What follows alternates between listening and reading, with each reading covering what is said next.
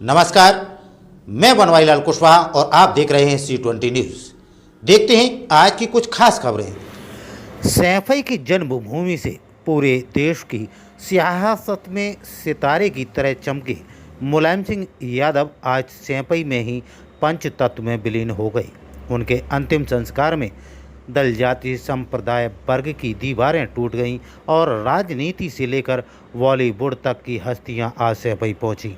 मुलायम सिंह यादव की राजनीति विचारधारा के कितने भी विरोधी रहे हैं, उनके राजनीतिक कौशल ने कभी किसी को दुश्मन नहीं बनने दिए। मुलायम सिंह यादव की इस अद्भुत काबिलियत का नज़ारा उनके अंतिम संस्कार में भी दिखाई दिया। धरती पुत्र के नाम से विख्यात मुलायम सिंह यादव ने अपने गांव में अंतिम संस्कार की इच्छा रही होगी, इसलिए लाखों की भीड़ के बीच नेताजी के अंतिम संस्कार रीति रिवाज से किया गया। मुलायम सिंह यादव के पार्थिव शरीर के पास सुबह से ही उनका पूरा परिवार मौजूद था। अपने मुखिया को आखिरी विदाई करते वक्त पूरे परिवारों की आंखें नम थीं। दिग्गज नेता को हमारे जो समाजवादी पार्टी के नेता मुलायम सिंह यादव के अंतिम दर्शन के लिए मंगलवार को लोग उत्तर प्रदेश के इटावा जिले के सैफई स्थित उनके पैतृक गांव में बड़ी संख्या में पहुंचे। इस बीच वहां रुक रुक कर बारिश होती रही। सपा के संस्थापक और उत्तर प्रदेश के पूर्व मुख्यमंत्री यादव का सोमवार को गुरुग्राम के मेदांता अस्पताल में 82 वर्ष की उम्र में निधन हो गया।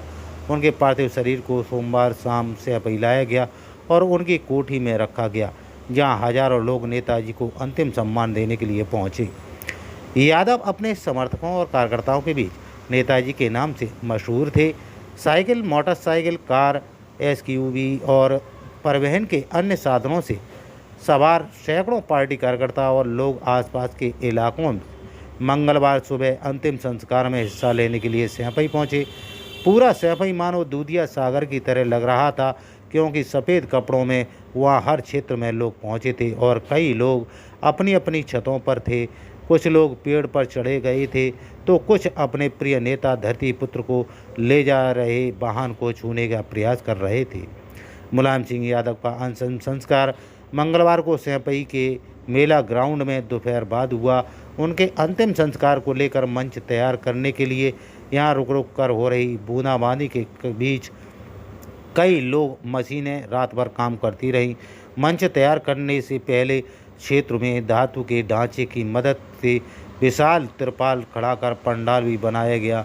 मंच और पंडाल दोनों मेला ग्राउंड परिसर के अंदर बनाए गए हैं, जहां 5 साल पहले तक प्रसिद्ध वार्षिक सैफई महोत्सव आयोजित किया था। मंच ईंट और सीमेंट से बना है और इसमें मिट्टी भरी हुई है और लगभग 3 फुट ऊंचा है। मंच यादव की पहली पत्नी मालती देवी के स्मारक के ठीक बगल में है, जिनका 2003 में निधन हो गया था। आवास से अंत्येष्टि स्थल के लगभग 1 किलोमीटर की दूरी के बीच नेताजी अमर रहे जब तक सूरज चांद रहेगा, मुलायम तेरा नाम रहेगा, नेताजी जिंदाबाद की गगनभेदी नारे लग रहे थे। अंत्येष्टि स्थल सैफई महोत्सव मैदान पर बने पंडाल में पार्थिव शरीर को अंतिम दर्शनों के लिए रखा गया। अंतिम संस्कार को लेकर चिता में प्रयोग के लिए चंदन की लकड़ी, इत्र, खुशबू सामग्री आदि को कन्नौज से लाया गया है। शोक में इटावा जिले के स्कूल, बाजार, प्रतिष्ठान, व्यापारियों और संचालकों ने स्वेच्छा से बंद रखे। अपने समर्थकों के बीच हमेशा नेताजी के नाम से मशहूर मुलायम सिंह यादव बीमार होने के बावजूद कभी सियासी फलक से ओझल नहीं हुए। उत्तर प्रदेश के इटावा जिले के सैफई में एक किसान परिवार में 22 नवंबर 1939 को जन्मे मुलायम सिंह यादव ने राज्य का सबसे प्रमुख सियासी कुनबा भी बनाया। यादव 10 बार विधायक रहे और 7 बार सांसद भी चुने गए।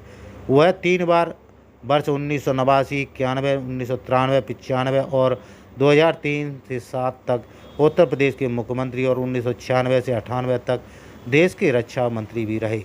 इस एक समय उन्होंने प्रधानमंत्री के दावेदार के तौर पर भी देखा गया था। यादव के पुत्र और समाजवादी पार्टी के अध्यक्ष अखिलेश यादव भी 2012 से 2017 तक उत्तर प्रदेश के मुख्यमंत्री रह चुके हैं। और से लेके और अर्श तक राजनीति में पहुँचे, ऐसे सब लोगों को बहुत बड़ा दुख है। और लोहिया के विचारों को जीवन पर्यंत निभाते रहे। लोक भाषा, लोक भोजन, लोक भूषा के मायती थे। जिंदा गाँव में 5 साल तक इंतजार नहीं कर सकते, सरकार से हट जाते थे, सरकारों को उखाड़ देते थे।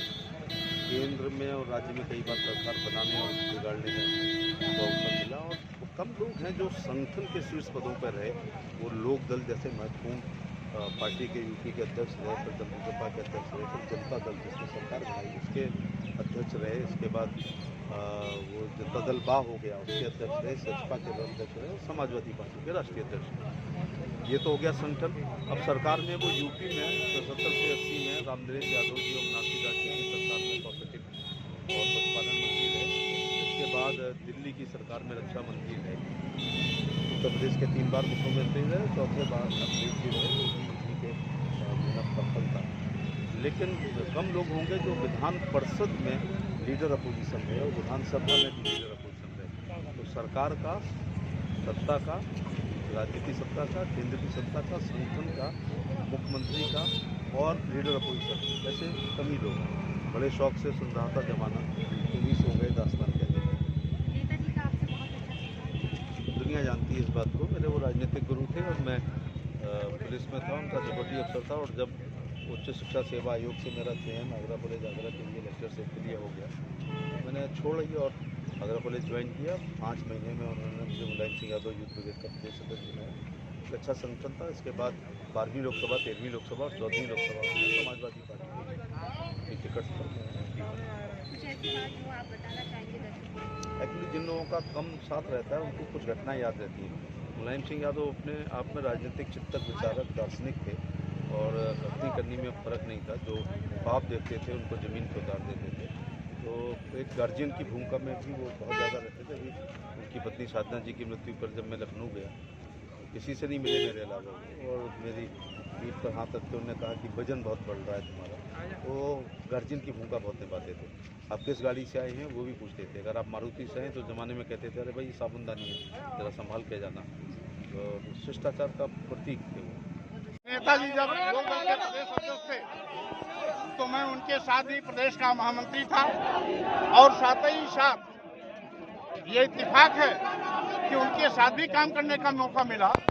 और जब वो सत्ता में थे, मुख्यमंत्री थे, तो उनके विपक्ष में भी हमें बैठने का मौका मिला।